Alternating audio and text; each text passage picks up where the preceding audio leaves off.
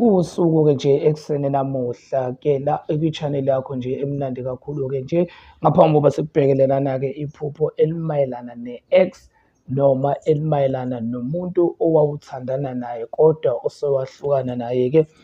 Ngaphambi kokuba sidlulele phambili bengizocela ugijime-ke laphana kwi-channel yakho ufike nje usubscribe laphana-ke nje ushaye nje laphana uzobona nje usubscribe ushaye wona bese ushaya ne-notification ukuze uma sifaka noma ngabe yiliphi iphupho ukwazi-ke ukulithola-ke. Kanti-ke ukulandela amaphupho osuke kade uwaphuphile ebusuku kuhle kakhulu ngoba phela kukwenza nawe uqonde isimo sempilo yakho-ke.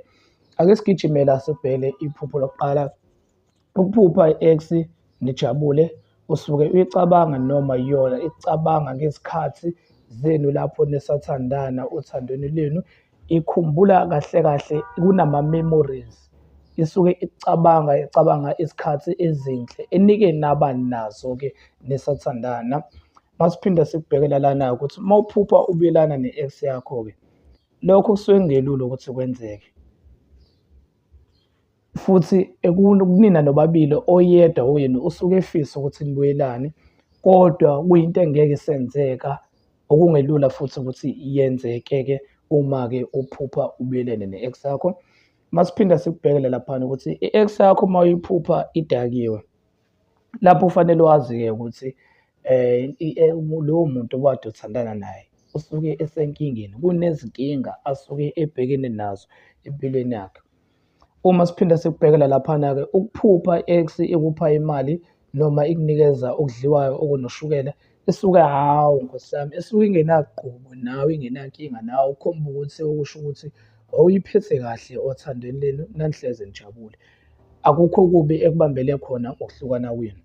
Siphinde sizokubhekela laphana ukuthi-ke uma uzoyibona i-ex yakho ikhuluphele noma ijabule, nalapho kuyafana, isuke kusasho ukuthi isuke isenkingeni i-ex yakho nalelo phupho. Siphinde sikubhekele lapho ukuthi uma i-ex yakho ikupha into yokugqoka isuke isakuthanda, lowo muntu loyo usuke ekukhumbula, usuke esafisa ukuthi nibuyelane. Siphinde sikubhekele laphana-ke elokugcina-ke iphupho la kwi-channel yethu nje emnandi kakhulu la ethi khona ukuphupha i-ex ikushaya, lowo muntu usuke ekucabangela okubi, usuke ekucabangele okubi. Kuyafana nokuthi lowo muntu usuke namagqubu nawe, uma uzophinda futhi uyiphuphe ikubuka kabi, lowo muntu usuke ekucabangela okubi. Kusho ukuthi obudlelwaneni benu othandweni lwenu kungenzeka ukuthi kukhona wahlukumezeka yena, so kwamenza lokho ukuthi manihlukana yena wasale nenhliziyo ebuhlungu, so ingakho namanje umthola ekufisela okubi-ke. Besigcina lapho-ke osukwini lanamuhla-ke kwiphupho lethu elimayelana ne-ex-ke.